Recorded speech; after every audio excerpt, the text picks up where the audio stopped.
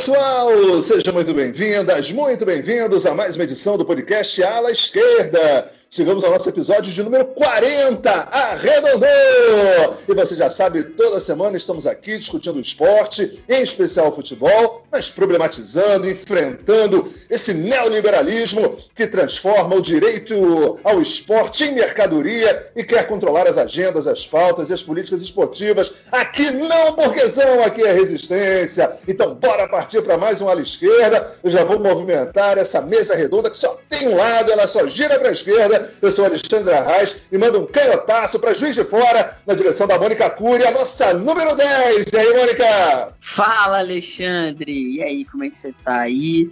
Eu queria dar um bom dia, boa tarde, boa noite, boa madrugada para todas e todos que estão mais uma vez ligados aqui no Ala Esquerda, o seu podcast esportivo, político, social, revolucionário, com umas assim de comédia, drama, mas nunca ficção, né? Aqui no Ala Esquerda não tem fake news. Eu já vou passar a bola também rapidinho pro Ebert, vou voltar pro Rio, pro Ebert, e até para vocês falarem aí, eu tô com uma pena de vocês, cara, vocês três que moram no Rio aí, vocês estão sendo governados por um tal de Crivella aí. Como é que vocês estão aí, galera? Acho que eu tô melhor que vocês aqui nesse momento. Bom, Mônica, com certeza você tá melhor do que a gente. Aqui a gente não tolera mais Crivella, Witzel. A gente foi que proporcionou seu trampolim, né? A gente foi o trampolim do Bolsonaro. Então a situação tá muito complicada no Rio. Mas enfim, eu não quero falar sobre isso não, porque hoje o assunto é muito bom. Então, meu bom dia, boa tarde, boa noite para os meus amigos e a minha amiga da mesa. Para quem nos escuta, um abraço para quem nos escuta. Espero que você esteja bem na medida do possível, como eu sempre digo. Continuem se cuidando, porque vai passar. Tem que passar. Então a gente vai para mais um Ala Esquerda, edição número 40. E só para não perder o costume, eu vou já dar o serviço, já vou adiantar o serviço. Então você escuta este e os demais episódios do Ala Esquerda no Spotify, YouTube, Google Podcasts, Deezer, SoundCloud e demais agregadores de podcasts. Essas são as plataformas nas quais estamos presentes. No mais, eu passo a bola para o meu parceiro, Thiago Porto. Tudo bem, irmão? Fala, Herbert. Bom momento a todos os ouvintes, todas e todos que estão com a gente no Ala Esquerda número 40. Como o Alexandre disse, arredondou. E só completando o serviço do Herbert, dizer que nossas redes sociais são Twitter, @alaesquerda7 e Instagram, @ala_esquerda7. Lá você encontra nossos materiais promocionais, nossas divulgações e de vez em quando tem um sorteio. Você pode ficar por dentro de tudo que acontece no Ala Esquerda. No mais, não vou me alongar muito, vamos começar o Ala Esquerda 40 falando sobre um tema muito legal que mexeu com o mundo do esporte na última semana, né, Alexandre? Fala aí um pouquinho sobre como foi essa Champions feminina, o que aconteceu de interessante e como o futebol feminino está crescendo no mundo. É verdade, Thiago. Mais uma vez o Ala Esquerda volta a discutir o tema do futebol feminino, fundamental, e tendo esse pano de fundo espetacular que foi essa fase final da Champions feminina. Alguns jogos mais legais, inclusive, que da Champions masculina. Muita competitividade, times de altíssimo nível, e o Lyon se consagrando pela 5ª vez consecutiva, né, pela 7ª vez na história, campeão da Champions League. Que coisa fantástica você assistir um futebol bem jogado, craques de bola, jogadores fazendo jogadas incríveis. Olha, antigamente era só o Ronaldinho Gaúcho que dava aquele passe olhando para um lado e dava para o outro. A gente cansou de ver nessas finais agora da Champions League feminina. Foi muito bacana porque teve cobertura da TV fechada, mas todos os jogos das quartas de final foram televisionados, então houve essa possibilidade da gente assistir. A gente lamenta um pouquinho a ausência de brasileiras, e aí é um tema para a gente conversar um pouquinho também, né, das equipes que estavam nessa fase final. Apenas 2 jogadoras, na verdade, brasileiras estavam no circuito, a Luana e a Formiga, e as duas, no momento, são reservas do PSG, que chegou até as semifinais, e a Ludmilla, que joga no Atlético de Madrid, que ficou nas quartas de final, mas acho que não estava nem jogando, porque pelo menos na partida do Atlético de Madrid ela não entrou. Mas é uma ótima oportunidade, o mercado do futebol feminino está avançando, temos novidades na seleção brasileira, na área de direção. né? Agora a gente tem uma coordenadora para o futebol feminino, a Aline Pellegrino, tem novidades nessa área também. As premiações, apesar de muito distantes ainda do futebol masculino, melhoraram. As partidas tiveram um nível muito bom. A repercussão do ponto de vista de imprensa e de público assistindo os jogos foi muito legal também. Então, galera, vou botar na rede aqui, botar na mesa, todo mundo pode entrar participando. Eu acho que não teve uma partida ruim nessa Champions League, não é não, Mônica? Alexandre, a Champions feminina foi muito bacana. Esse ano eu pude acompanhar com muito mais assiduidade mesmo, justamente porque televisionou, né? A ESPN transmitia assim, todos os jogos a partir das 4, porque vamos lembrar, né? A Champions também, feminina também parou durante a pandemia. Então, depois da pandemia, a ESPN resolveu transmitir todos os jogos. Eu confesso que eu não consegui assistir todos, mas os principais ali eu vi, foram jogos muito bons, muita qualidade. Vamos lembrar que a final aqui foi entre um time alemão e um time francês, como também na Champions masculina, mas dessa vez o Wolfsburg e o Lyon, que você já falou aí, que venceu por 3-1. O jogo foi lá no País Basco, foi a 5ª taça seguida do Lyon, das Leoas, né? E o 7º título desse time francês aí. O Wolfsburg já levou a taça 2 vezes, então também não teria um título inédito assim, essa final, né? E eu também quero ressaltar que a ESPN, além de transmitir, teve narração da Renata Silveira, né? E comentários Leonardo Bertozzi e da Mariana Spinelli. Quer dizer, tinha mulher também na transmissão, isso é legal de ressaltar, é uma oportunidade, e eu acho até legal ter um homem também nessa transmissão, porque o futebol feminino não é só para mulher, não. Vocês estão comentando aqui com a gente sempre, eu tenho o prazer de dividir a mesa aqui com vocês que também acompanham o futebol feminino, então é isso, os homens também têm que estar nisso aí, porque o futebol também tem qualidade e está cada vez melhor. Bom que você já falou aí da Aline Pellegrino, que agora é a coordenadora de seleções femininas da CBF, foi escolhida nesses últimos dias aí, e eu fico muito feliz com isso. A gente já tinha comentado aqui no Ala Esquerda, em 2 programas, eu cheguei a perguntar para a Michele, aquele programa que a gente entrevistou a Michele, goleiraça do Santos, e ela super falou bem da Aline também, ou seja, e a Michele, ela joga em São Paulo, né, onde a Aline desenvolve o trabalho, que a Aline era da Federação Paulista, agora ela vai para a CBF. Então, assim, tanto a Michele quanto eu, e eu acredito que muita gente que acompanha o futebol feminino, enxerga na Aline um futuro para o futebol, sabe? Eu achei até legal essa escolha da CBF, parece um sinal de que a CBF quer realmente investir no futebol, apoiar, né, o futebol feminino, tomara que não seja só algo de fachada, mas contratar a Pia como técnica brasileira e colocar a Aline Pellegrino nessa coordenação aí, eu acho que é um sinal de que a CBF está apoiando o futebol feminino. Espero que dê aval para essas mulheres trabalharem do jeito que elas trabalham, do jeito que elas querem, do jeito que elas acreditam. O discurso da Pia, eu li uma entrevista dela nas últimas semanas para o UOL, se eu não me engano, é muito parecido com o discurso da Aline, então acho que vai ser um trabalho muito em conjunto, vai ser muito bacana isso aí. As duas, elas enfatizam muito que tem que investir na base, tem que investir no futebol feminino abaixo dos 17, dos 16, dos 15, porque é ali que começa tudo, né? Que começa a fomentar, dá para você preparar melhor, dá para formar atletas mais completas. Então, assim, tem tudo para dar certo, né?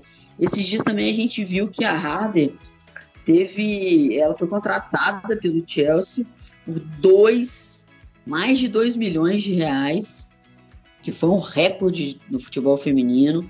Então, quer dizer, parece que o futebol feminino está engrossando, assim, está indo, né? Eu só espero que isso tenha continuidade, esses trabalhos tenham continuidade. E eu acho muito legal também que a CBF anunciou, além da Aline, a igualdade de valores, né, de prêmios e diárias, tanto para as jogadoras da seleção brasileira ali, feminina, será igual aos prêmios e diárias da seleção masculina. Então, sim, isso é um puta avanço, né? Vamos falar a verdade aqui, não é, Herbert? Mais que um puta avanço, é histórico, né? Porque, inclusive, em seleções mais desenvolvidas, em países que já têm seleções vencedoras, não existe essa igualdade de pagamento, né? É o que, por exemplo, a seleção dos Estados Unidos luta para ter.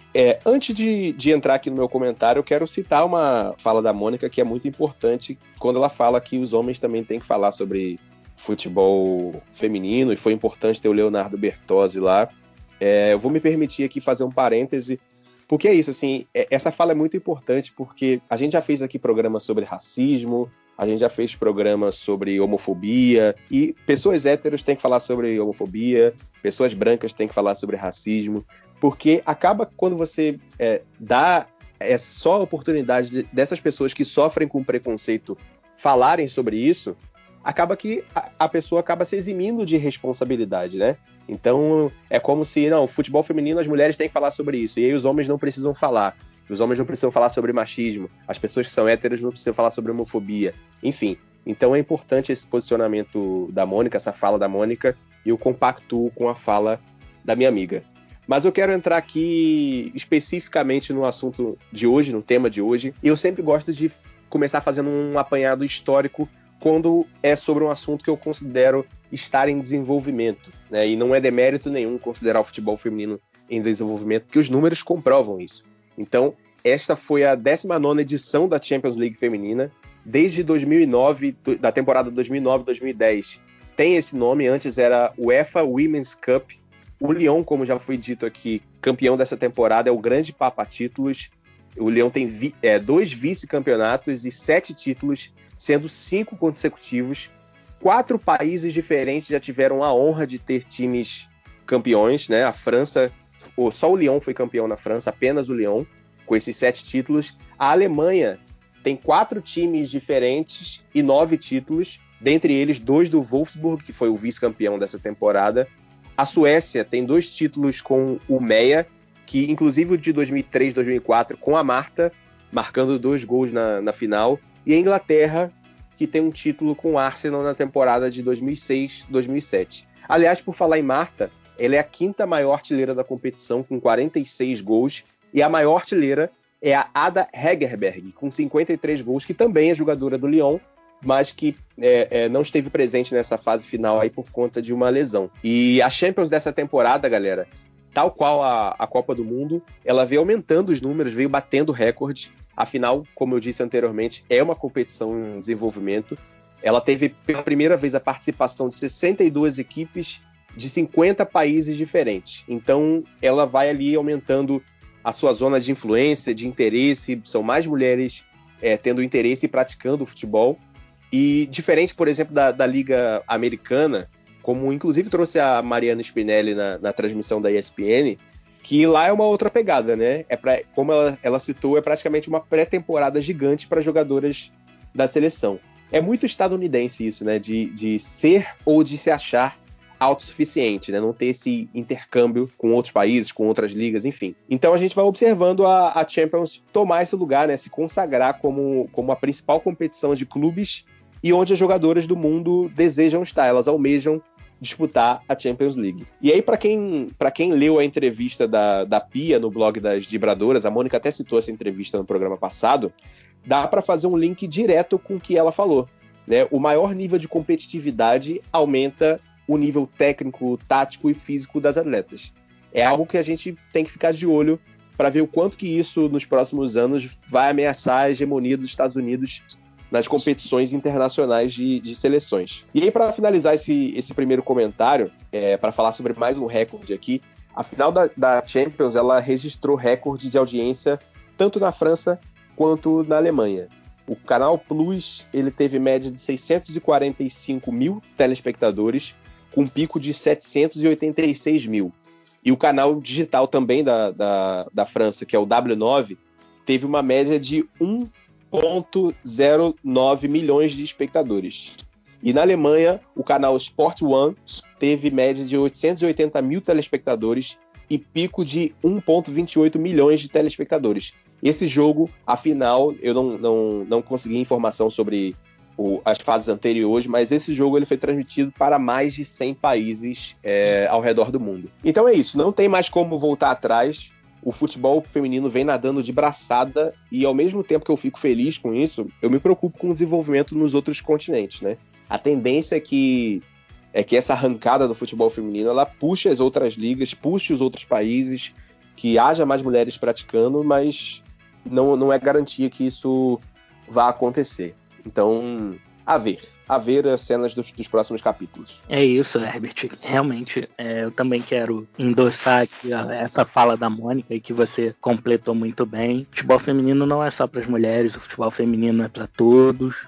O futebol feminino é muito interessante, é muito técnico, é muito bem jogado. Tem que acabar com esse preconceito de dizer que o futebol feminino é inferior ao masculino, que não é. Não é. E todas as lutas devem ser integradas. Então, se nós, homens héteros, não falarmos sobre a homofobia, como nós vamos contribuir para a luta? Né? Então, assim, é muito importante esse pensamento. Nós, como um canal de esquerda progressista, apoiamos todas as pautas, inclusive as pautas na defesa das pessoas mais pobres, né, com menos condição financeira, que estão sendo massacradas aí por esse desgoverno que a gente está tendo. Bom, falando sobre a Champions feminina, incrível a final, o time do Lyon realmente sobra, o Wolfsburg fez uma campanha incrível, a Pernille Harder jogou muita bola, é uma das melhores jogadoras do mundo hoje, mas o coletivo das Leoas é muito forte, a liderança da Wendy Renard em campo é algo que dá inveja a qualquer capitão de qualquer time masculino, e o Lyon mereceu muito ser campeão, conquistar mais esse título da Champions e confirmar essa hegemonia. Assim, Herbert, eu também me preocupo com o desenvolvimento do futebol feminino no restante dos continentes. Em relação aos Estados Unidos, eu torço para que a hegemonia deles acabe, porque eu sempre torço contra os Estados Unidos em qualquer coisa. Mas preocupa essa evolução no restante dos continentes, porque não adianta só a Europa crescer, desenvolver e o restante dos continentes ficar para trás, que é algo que está acontecendo ultimamente até mesmo no futebol masculino, né? A gente vê o último título de Copa do Mundo Sul-Americano foi em 2002. A Europa vem mantendo uma hegemonia no futebol masculino e é preocupante. A gente torce para que isso não aconteça no feminino, que os outros continentes também evoluam. Vamos torcer, né, para o futebol feminino brasileiro crescer muito, que o Campeonato Brasileiro torne forte, que a Libertadores feminina se torne muito forte também, que a gente consiga evoluir o futebol feminino na América Latina como um todo e que o Brasil se torne o país do futebol feminino, que a gente consiga ser campeão do mundo. Então eu fico muito feliz com essas decisões, apesar de não ser muito comum a gente elogiar a CBF aqui no ala esquerda, mas nessas decisões a gente tem que dar o braço a torcer e elogiar, porque foram escolhas muito importantes e talvez seja o início de uma nova fase do futebol feminino no Brasil. É isso aí, Thiago. Tomara que seja mesmo. Eu vou levantar agora algumas pílulas, e aí, se vocês quiserem comentar também, algumas questões que me chamaram a atenção. Só especificamente sobre essa questão dos Estados Unidos, olha, sinceramente, eu acho inevitável que tenha um repensar na Liga Americana de Futebol. Porque com esse fortalecimento da Premier League, essas contratações, essa chegada com força, porque você olha os times como o Chelsea, como o Manchester City, como o Manchester United, é incrível que o Liverpool, incrível que esses times não estejam na ponta aí do futebol feminino também. E eles vão chegar, porque eles têm estrutura, eles têm condição, isso vai dar visibilidade. E os Estados Unidos vai ter que pensar. Os Estados Unidos é muito autossuficiente e foi recebendo lições durante o tempo. É só pegar agora a NBA, que está aí nessa fase final também, você olhar que durante um tempo era inimaginável para os americanos que um estrangeiro fosse o melhor jogador da liga deles. E, inclusive, eles tinham muita resistência nessa questão da contratação dos estrangeiros. Porque se o cara viesse para a NBA, por exemplo, muitas vezes ele não podia jogar mais pela sua seleção, tinha muitas limitações. Aí desde 2006, 2005, primeiro já com o alemão, né, o Dirk Nowitzki, que já foi considerado MVP. E se você olhar essa versão atual, tirando um cara fantástico como LeBron James, a gente está toda hora falando de estrangeiros da NBA. Está falando do Luka Doncic, está falando do Antetokounmpo, que é grego, outro é esloveno, quer dizer, destaque jogadores internacionais. acho que os Estados Unidos vai ter que repensar rapidamente essa estrutura, porque não vai conseguir manter as principais jogadoras, porque a grana vai entrar com força. Eu acho que vai ser interessante ver como é que isso vai reconfigurar um pouco esse cenário do futebol feminino de elite. Agora, só para fazer uma comparação, e alguns elementos, que nem tudo são apenas flores, a Harder, que foi contratada agora pelo Chelsea, a maior contratação da história do futebol feminino, ela saiu do Wolfsburg por 2 milhões e 100 mil reais, né? A maior contratação da história do futebol feminino. Olha, se a gente pensar que o Marrone, ex-jogador aqui do Vasco, foi vendido para o Atlético Mineiro por 15 milhões, um jogador que é reserva do Atlético Mineiro, um jogador mediano, a gente ainda vê a diferença de cifras, né? Mas, obviamente, é um cenário que está melhorando, a gente tem que acompanhar. Uma coisa que me chamou a atenção também é que a segunda grande competição que acontece e que a gente é privado de ver a melhor jogadora do mundo. Isso é muito curioso, né? A Ada Hegerberg, ela se recusou a jogar a Copa do Mundo, se todo mundo lembrar, por questões de premiação.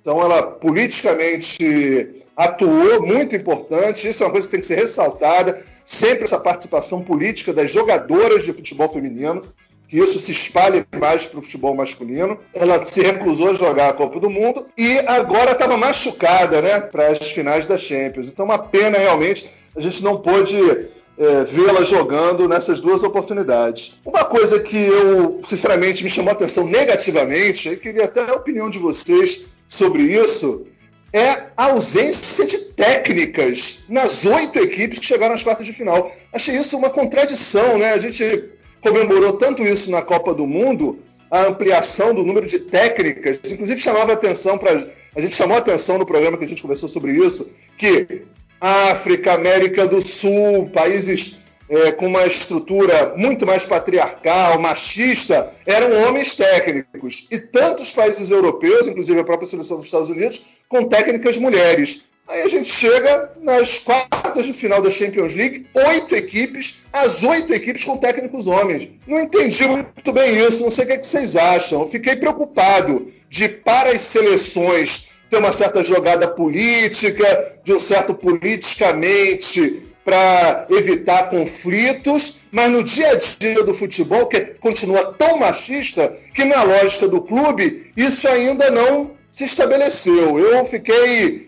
me chamou muita atenção essa questão dos técnicos. E aí um último elemento aí que eu queria colocar para vocês, aí basicamente uma brincadeira, né? Quer dizer, o Lyon, eu achei tão superior ao Wolfsburg. Para mim, o Wolfsburg lembra aquele futebol alemão mais antigo, né? Não é mais o futebol alemão hoje do Bayern de Munique, não tem nada a ver com o que o Wolfsburg joga, né? Um time meio grandão, jogadoras muito altas, muito fortes. Achei um time pesado, não gostei do Wolfsburg. Inclusive, na final do primeiro tempo, chutou uma bola gol apenas, né? Muita jogadora alta.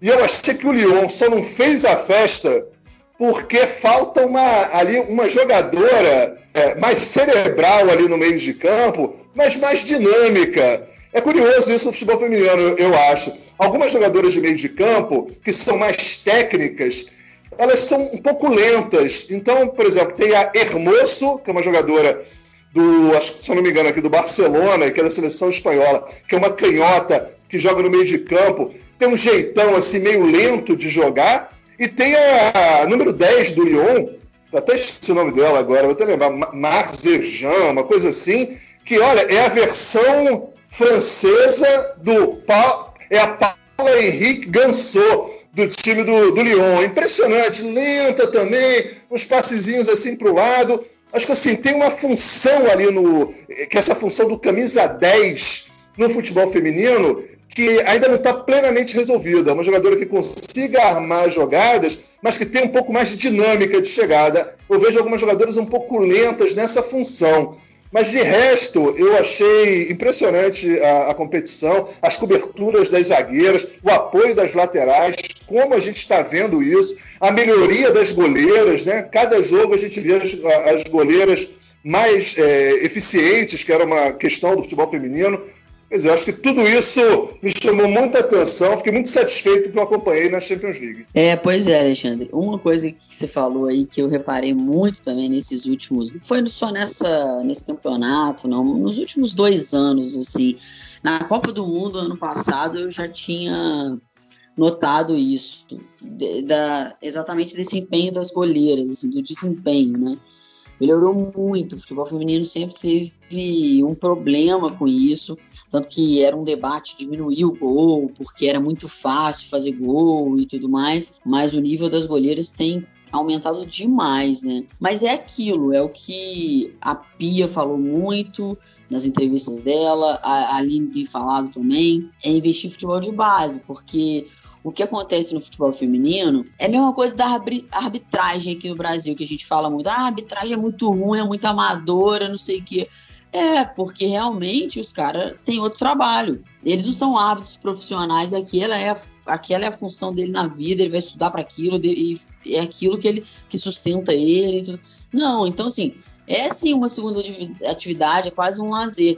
E o futebol feminino começa muito assim pra gente. É um lazer, é uma coisa que você não pensa se você vai ser jogador, se você vai conseguir se sustentar com aquilo. E muitas não conseguem. Muitas ainda não conseguem. Essas aí que estão na Champions, claro, elas já têm uma renda bem maior e tal. Mas como você bem frisou aí, ainda não se compara a jogadores medianos no futebol masculino. Mas então é isso.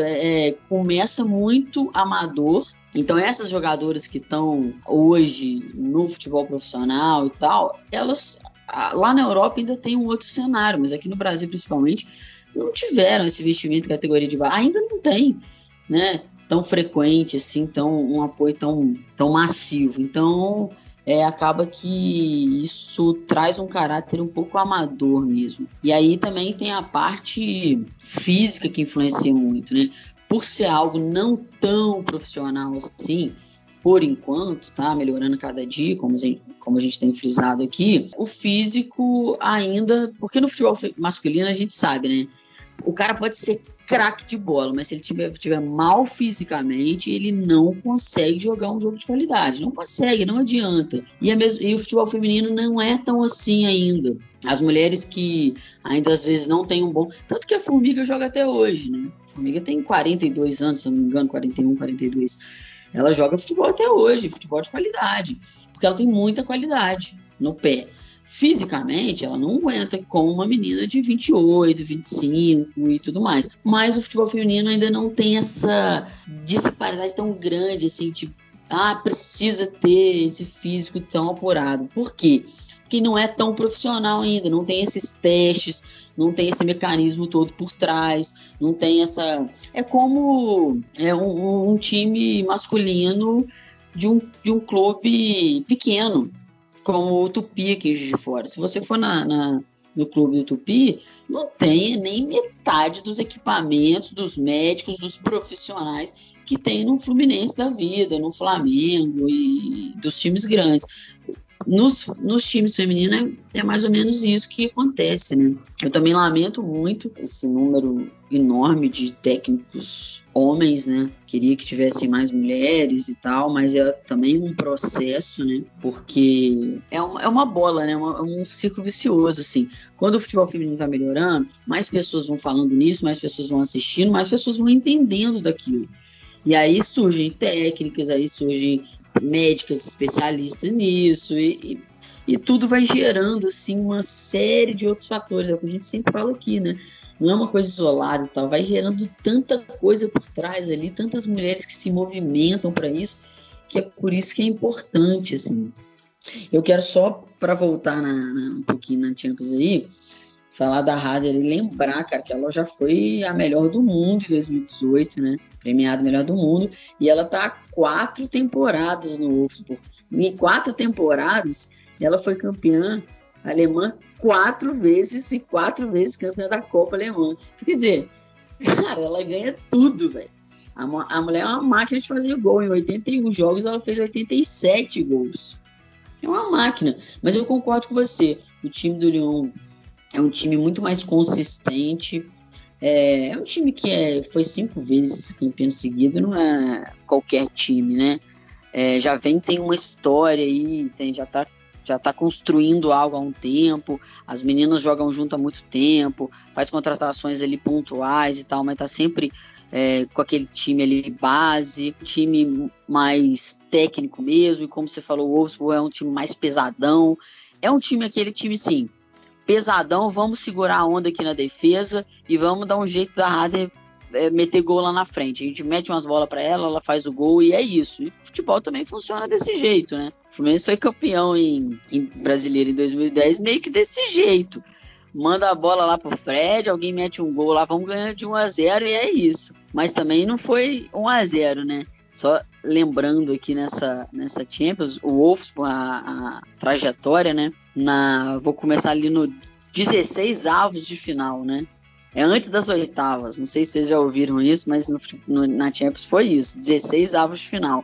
O Wolfsburg ganhou num placar agregado ali de volta de 15-0, depois nas oitavas 7-0, aí nas quartas de final bateu o Glasgow por 9-1, foi as quartas mais tranquilas dessa Champions, e depois Barcelona por 1-0 até chegar na final e perder para o Lyon, que começou ali nos 16 avos de final. O Lyon bateu uma equipe russa, é difícil até somar aqui, porque foi o primeiro para cá foi 9-0 e depois 7-0, quer dizer 16-0 agregado. Nas oitavas bateu uma equipe dinamarquesa que eu não sei nem falar o nome por 4-0 na Dinamarca e 7-0 na França.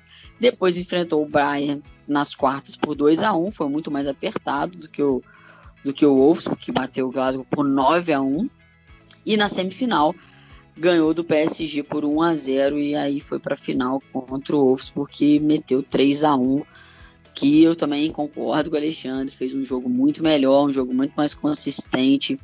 Eu não vi em momento nenhum dessa final a taça na mão do Wolfsburg, não vi. O Lyon começou já dando um recado, começou pressionando, fez o gol, fez outro, aí o Wolfsburg meio que esboçou uma reação ali, aí eu falei, agora o bicho vai pegar, 2-1 e tal, mas aí não pegou não, o Lyon era um pouco superior mesmo, eu também achei, e mereceu, é isso, mereceu. Agora os outros times que corram atrás aí, tem que investir, a liga inglesa na próxima temporada aí vai ser bem bacana. Os times ingleses estão se reforçando, estão fazendo contratações pesadas, tanto que a Harder agora saiu do Wolfsburg e vai para lá. Uma liga que eu tô querendo acompanhar aí. Bom, muito bom comentário da Mônica. E falando especificamente da competição, eu achei o nível técnico muito bom, gostei bastante. Concordo com vocês sobre o Wolfsburg. É um time mais paradão, mais do chute de média distância, da bola aérea e tal. Mas eu também considero esse um fato curioso de se observar, né? O futebol feminino ele ainda ele não sofre tanto com os efeitos da globalização em larga escala como o futebol masculino. Então a gente consegue observar muito mais, consegue ver muito mais o que a gente falava lá antigamente, né? O que a gente ouvia nas crônicas esportivas, que são as escolas de futebol, né? O jeito que se joga futebol naquele país. No futebol masculino da Europa, principalmente, também em outros centros, né? A Ásia hoje em dia também, mas principalmente da Europa, é impossível a gente falar sobre isso, né? Porque tem atletas e treinadores de todo mundo, o intercâmbio é muito grande. Tem times, por exemplo, se eu não me engano, o Chelsea e a Inter de Milão, em algum momento aí nos últimos anos, foram campeões sem nenhum jogador do seu país, né? Nenhum inglês, o Chelsea, nenhum italiano, a Inter. Então, isso é inimaginável você pensar no futebol feminino, né? E sobre o Lyon, cara, o Lyon é uma seleção, assim, ele tem é uma seleção, tem várias craques, mas pra mim ele tem 3 super craques, que são a Renard, que eu sou muito fã dela, tempo de bola, jogada aérea, a antecipação, a sobra dela, enfim, ela ataca muito bem a bola, tanto pra tirar a bola quanto pra fazer gol. O cabeceio dela é muito técnico, ela direciona a bola muito bem, eu até escrevi sobre isso no Twitter. Eu acho a Le Sommer uma atacante incrível, assim, ela não é uma atacante muito forte, mas ela é muito rápida, tem noção de posicionamento, finaliza muito bem, ela é muito inteligente, eu gosto muito dela, e é a minha favorita. Eu escrevi isso também no Twitter e Acho que a Mônica até curtiu, se eu não me engano. A Cascarinô, cara.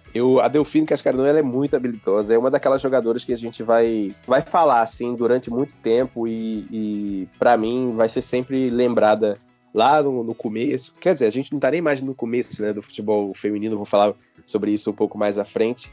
Mas a gente vai lembrar dela sempre como uma ponta habilidosa que raramente ela desperdiça uma bola. Ela tenta jogada individual, geralmente consegue. Quando ela não consegue, ela arma um jeito de recuperar a bola e de tocar a bola, enfim.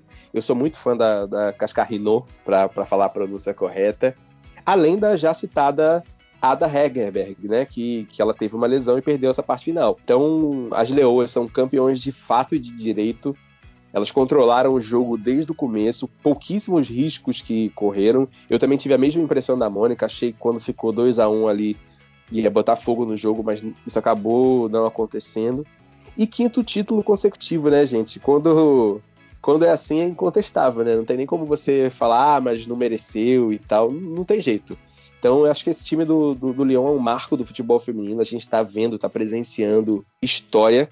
Eu gostei mais ainda de poder assistir a final, né, os jogos de finais num canal de esportes brasileiro com narradora e comentarista mulheres. Acho que um espaço importante de ser ocupado, insuficiente, mas importante. E assim, tô aqui fazendo uma previsão, né, jogando pro céu. Não que seja algo totalmente dependente, mas a história ela nos mostra que as oportunidades elas estão aí para serem aproveitadas, né? A gente tem que dar valor às oportunidades. E nesse momento em que há tô falando de Brasil agora, tá? E nesse momento em que há uma briga por direitos de transmissão, essa MP absurda, do jeito e com a intenção que ela foi criada, a chegada do streaming que deu uma balançada no mercado aí brasileiro, a verdade é que a gente tem 4 ou 5 canais esportivos no Brasil, se a gente contar aí com a Turner e o Esporte Interativo, com o Pires na mão, né? Tá tudo muito instável, muito complicado. A gente tem competições aí que não sabe quem vai transmitir, se vai ter transmissão. Aliás, que vai ter transmissão a gente sabe, mas quem vai transmitir, quem tem o direito. Então a gente tem a Libertadores nessa situação, tem o brasileiro aí agora com essa briga da Turner com a Globo. A própria Champions League masculina, que é uma competição internacional que é transmitida aqui, vai também cair para a mesa de negociação. Enfim, então essa crescida e essa estabilidade do futebol feminino nesse momento, eu acho que podem ser valores que vão ajudar a modalidade a ocupar um lugar importante nas grades de programação. Como eu disse, a gente tem 4 e 5 ou 5 canais esportivos. Eles vão viver de quê? Vão viver de mesa redonda, que ninguém aguenta mais? É um modelo falido, mas enfim, outro dia a gente fala sobre isso. Então, acho que a Champions na ESPN foi um primeiro teste. Acho que acendeu o alerta aí e possivelmente deve ter gente aí fazendo contas, projeções, até a própria CBF, esperamos, né, que tenha se atentado para isso. CBF que, surpreendentemente, nos trouxe boas notícias nos últimos dias, que vocês já comentaram aí e eu endosso tudo. E eu quero aqui, para finalizar o meu comentário, voltar, na verdade, né, num assunto que eu levantei, que eu quero explicar melhor, né? O comentário da Mônica, ele acabou me dando essa possibilidade perfeita para fazer isso. Eu busco sempre ter um olhar para a modalidade e para o desenvolvimento dela, né? É vício de educador físico, de profissional de educação física. Então, assim, tirando como parâmetro, por exemplo, a Copa do Mundo, a primeira Copa do Mundo masculina foi em 1930 e a primeira feminina foi em 1991. Tem uma diferença abissal aí no meio. A nona masculina seria a de 58. Seria porque não houve Copa nos anos 40, embora não tenha parado de se praticar futebol no mundo, no restante do mundo, pelo menos, enfim, só a Europa parou, né? Nesse período, continuou praticando-se futebol. Então, a nona Copa do Mundo feminina foi justamente a de 2019. E por que eu estou fazendo esse paralelo? Porque, embora haja diferença de épocas, de períodos, de tecnologia, de preparação física, como a Mônica sinalizou, é uma questão de número de praticantes, de interesse, de zona de influência. E isso vai fazer com que a modalidade cresça. Como a Mônica disse, mais gente vai entender, vai gostar, vai praticar, vai estudar. E a gente, inclusive, deve ter um boom aí de atletas e treinadoras nos próximos anos. E aí é que está a minha fonte de preocupação. Nas primeiras edições da Copa do Mundo masculina, o futebol ele já era uma modalidade muito difundida e apoiada nos outros continentes, o que não acontece com o futebol feminino. Então a gente, por exemplo, está agora elogiando a CBF em 2020. O primeiro elogio que a gente faz para a CBF contra o futebol feminino é em 2020. Quanto tempo já passou? E o restante da América do Sul? Como é que está trabalhando o futebol feminino? A Ásia e a África têm demonstrado alguns trabalhos interessantes, mais que a América do Sul, inclusive, mais longe de ser do nível de Europa e de Estados Unidos. Então, é como eu disse, para desenvolver qualquer modalidade, tem que ter competitividade, tem que ter competições, tem que ter clubes, tem que ter seleções fortes, é requisito básico. Então, se a gente fizer um parâmetro grosseiramente e imaginar que o 2019 do futebol feminino é o 1958 do futebol masculino, nessa comparação o futebol masculino leva vantagem. E aí é que me preocupa, porque a Europa está, como eu disse no comentário anterior, está nadando de braçadas. Mas e o restante dos continentes? E principalmente a minha preocupação principal, e o Brasil? Como é que tá nessa? Herbert, a gente sabe que o Brasil demorou muito, para variar um pouquinho, né? Só para variar um pouquinho, o Brasil demorou muito a tomar medidas importantes para o crescimento do futebol feminino, mas agora a gente, como você disse, a gente está elogiando a CBF. E eu confesso que eu não sei muito sobre o futebol feminino na América Latina, no restante da América Latina, mas me parece que o Brasil está tomando algumas iniciativas pioneiras nesse sentido. Me parece que o futebol feminino no restante da América Latina ainda está sendo visto com mais descaso do que aqui. E assim, entrando um pouco nessa comparação que o Herbert fez sobre o 2020 ser o 1958 do futebol feminino, o futebol feminino tem uma vantagem temporal, digamos assim, que hoje se movimenta muito mais dinheiro no mundo esportivo de forma geral. Hoje há uma globalização nas transmissões esportivas, então o futebol feminino tem um potencial muito grande de crescimento, ele pode ser transmitido em vários países, em várias plataformas, não somente na televisão, mas no streaming.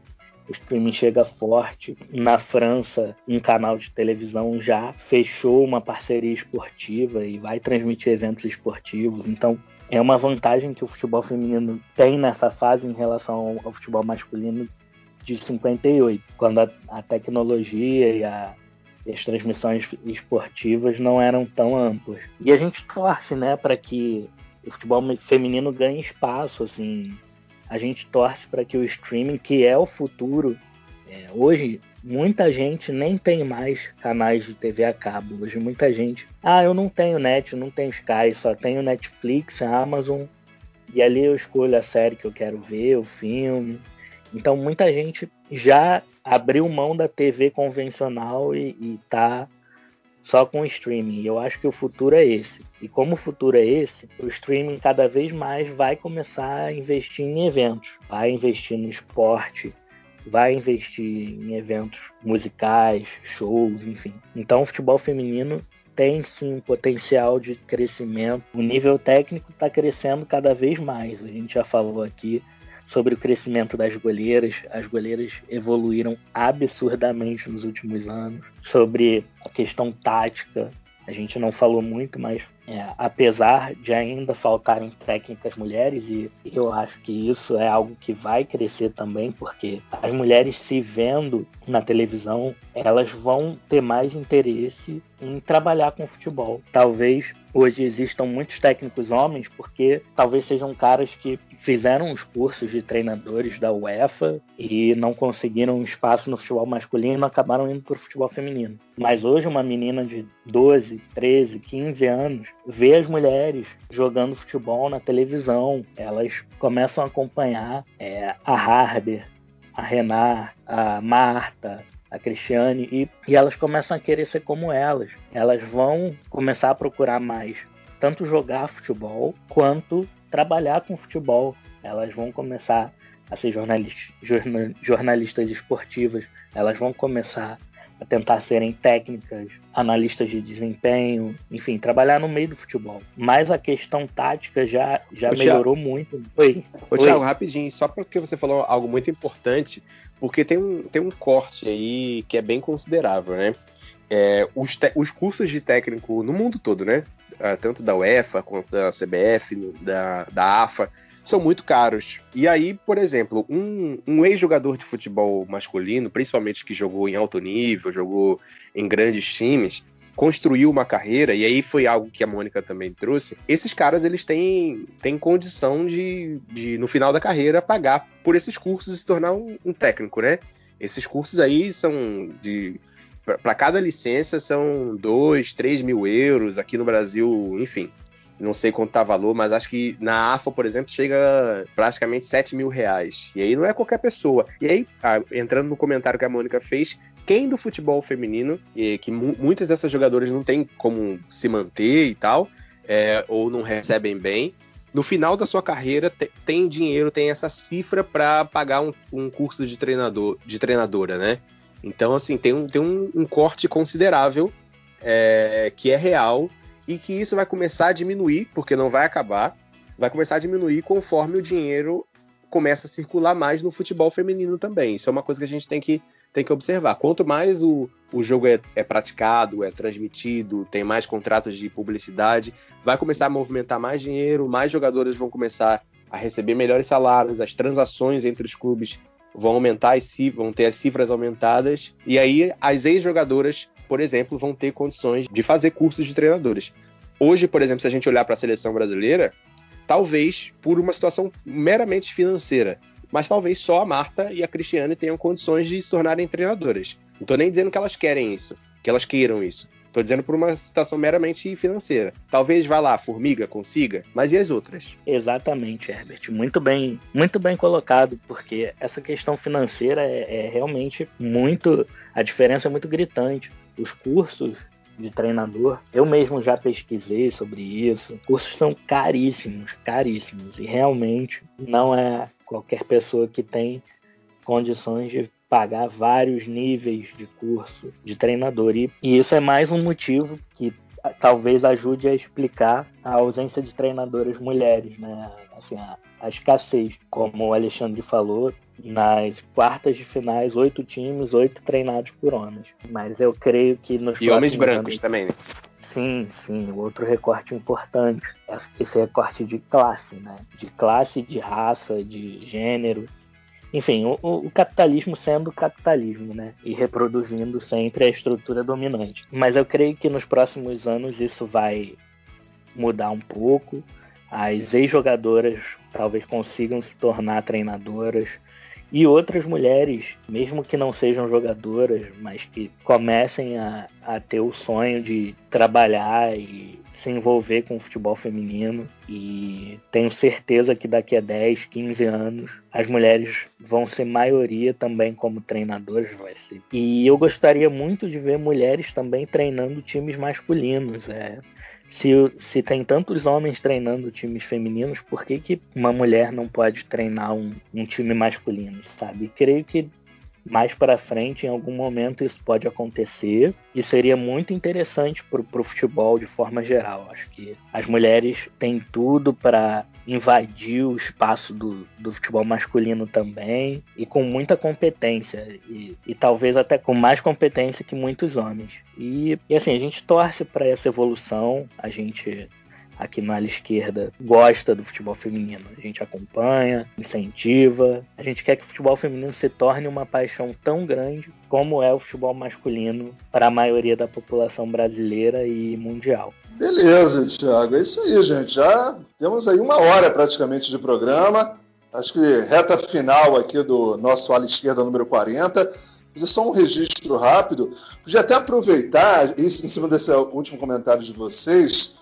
o Juninho Pernambucano, que está fazendo um trabalho espetacular como dirigente, sempre se posicionando de uma forma muito clara e adequada. Olha, aproveita que a Formiga está aí no PSG, já está numa fase conclusiva da carreira, apresenta um projeto de transição profissional para a Formiga, leva ela, quem sabe, para a base do Lyon, para ser técnica. Olha, eu acho que tem alguns dirigentes com uma cabeça melhor, também tem que ajudar nesse momento. A gente tem uma geração de atletas que está encerrando claramente a sua carreira. A gente tem um gap aí, né? Tem uma lacuna enorme, uma nova geração que vai chegar. A gente está vivendo esse momento aí de reformulação e essas jogadoras mais antigas têm muito a contribuir. A gente espera aí que alguns dirigentes também com a cabeça um pouco melhor, que não dá para confiar só no espasmo eventual da CBF, que também pense aí numa transição de carreira para alguma dessas atletas, tanto na área de gestão como, na verdade, como técnicas, né? Trabalhando com as equipes na base e se fortalecendo para serem técnicas no futuro. Só uma última observação em cima dessa questão da visibilidade.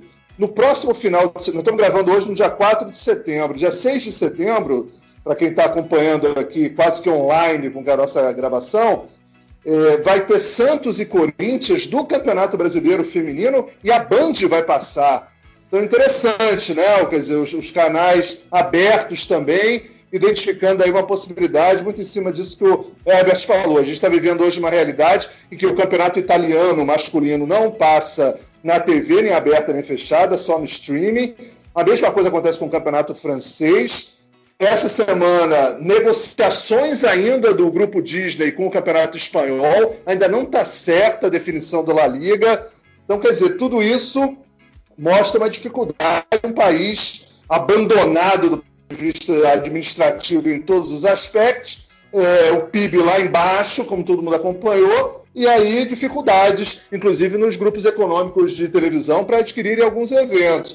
Então, realmente, tem que ficar atento a isso, o Campeonato Brasileiro está rolando, daí a Band identificou, vai fazer isso no domingo, uma transmissão num jogo muito bacana, e aí acho que casa com a história que a Pia falou. Tem que fortalecer a base do futebol brasileiro, os campeonatos brasileiros, porque não é à toa que a França faz uma campanha espetacular quando está numa Copa do Mundo. Você pega o time do Lyon, aquele time que jogou contra o Brasil, por exemplo, na Copa do Mundo, 6 jogadores são do Lyon.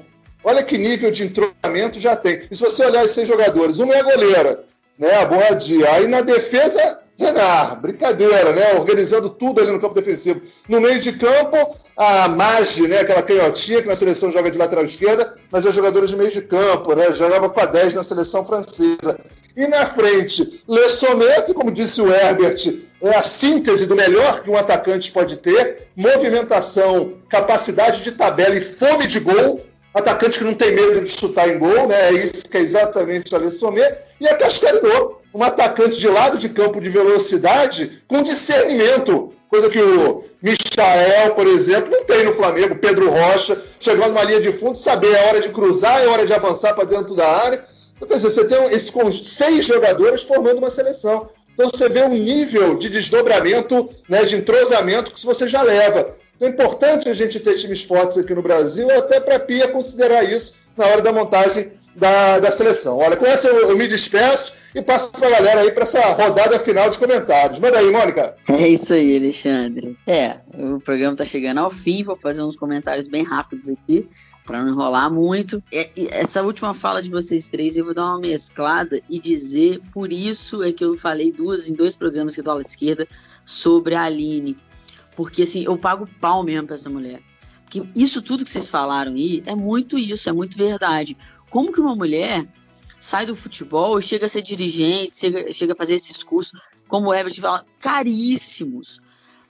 Pra Aline Pellegrino ter aposentado as chuteiras, que ela era zagueira da seleção brasileira, para falar assim, cara, eu vou investir na minha carreira porque eu quero ser dirigente, eu quero fomentar. Cara, olha o que essa mulher pensou. Olha o investimento que essa mulher fez numa carreira dela que não estava nem escrita, porque não tinha chance, não tinha nada. Ela arriscou a vida dela inteira profissional pelo futebol feminino. É isso que eu pago muito pau para ela. Eu falo assim, cara, essa mulher tem que chegar lá no topo. E ela não fez nenhum tipo de... O que ela fez foi milagre, sim, no Campeonato Paulista, na Federação Paulista de Futebol Feminino, mas não é um milagre, assim, não é uma coisa difícil de fazer. Ela fez o que já deveriam ter feito, que é investir na base, ter campeonato abaixo dos 15 anos, dos 16, dos 17, Porque é isso que as jogadoras querem. Se vocês acompanharem jogadoras dessas idades no Twitter, você vai ver como que elas estão empolgadas com o futebol em São Paulo, como que elas querem jogar todo dia, treinar todo dia, como que elas estão felizes. Tanto a Duda tá lá agora na CBF, quanto a Aline, sabe? É isso que tá dando prazer de ver, assim. Eu não sei o que a CBF tá querendo com isso, espero que ela queira o bem, que ela queira apoiar, mas aí eu entro num outro caminho também. A gente luta aqui no Ala Esquerda pelo futebol feminino, pelo apoio do futebol feminino, para as jogadoras ganharem bem, para elas conseguirem depois ter carreira sendo dirigente, trabalhando com o futebol de alguma forma, mas a gente não quer que o futebol feminino vá exatamente pelo mesmo caminho do futebol masculino, não, porque a gente critica o futebol masculino hoje. Olha a discrepância que tem de salário, assim, um capitalismo selvagem, o futebol masculino se tornou um negócio, se tornou uma coisa só para o capitalismo, só para gerar lucro, só para dar dinheiro, um marketing exagerado de tudo. Essa essência do futebol feminino, de uma Aline Pellegrino arriscar toda uma carreira profissional dela para fazer por amor ao futebol feminino, isso a gente não vê mais no futebol masculino. E não é esse caminho que eu desejo para o futebol feminino, não. Quero apoio, quero que as jogadoras ganhem bem, mas quero que continue tendo essa emoção. Quero que ninguém se esqueça desse início difícil, sabe? Que muitas tiveram que passar, tiveram que lutar. Cara, essa final da Champions aí, a Renata Silveira narrando e a Mariana Spinelli, eu acompanhei as duas, as redes sociais delas e tal. Elas, no final do jogo, elas se abraçaram e choraram. Disseram elas que choraram por mais de 1 minuto, assim. Por quê, cara? Porque é uma conquista, assim, histórica para elas também como pessoa e para o futebol como todo. Elas sabem como que isso é importante, assim. E elas têm esse amor pelo futebol feminino, sabe? São duas mulheres que acompanham o futebol masculino também, porque a gente começa acompanhando o futebol masculino, né? Ainda mais elas que já têm 20 e poucos, 30 anos. Há 20 anos só tinha o futebol masculino para acompanhar, né? A Band passava uns joguinhos ali do futebol feminino, mas era aquela coisa bem mais ou menos, né? E aí eu vou falar para vocês aqui, já que a gente citou sobre goleiras, né? Cara, quando vocês jogam futebol, vocês homens, uma peladinha, moleque, 7, 8, 9, 10 anos, vocês vão pra pelada ali no clube, no bairro, no prédio, na rua, seja onde for, monta um time ali 5 contra 5, 10 contra 10, não sei. Fica no gol aquele cara que é ruim de bola, né? Tipo, mete esse cara no gol aí, vamos revezar e tal, se ninguém quiser ficar, vamos revezar. No futebol feminino, o que acontece? Já é difícil juntar ali no salão 5 contra 5 ali. Então, às vezes, você bota 4 contra 4 no campo e coloca um homem pra catar. Muitas vezes eu joguei futebol assim, peladinho mesmo, o cara não paga a mensalidade aqui da pelada ou diária, não sei, fica ali no gol pra gente um pouco. Então assim, como que desenvolve o goleiro no futebol feminino? Muito difícil, porque já não tem as 10 ali pra jogar, já não tem as 5, mete um cara no gol, é assim que a gente faz. E no futebol masculino é tipo, todos os meninos querem jogar futebol, o piorzinho ali vai pro gol, mas ele acaba desenvolvendo, às vezes se torna um cara bom de ficar no gol, né?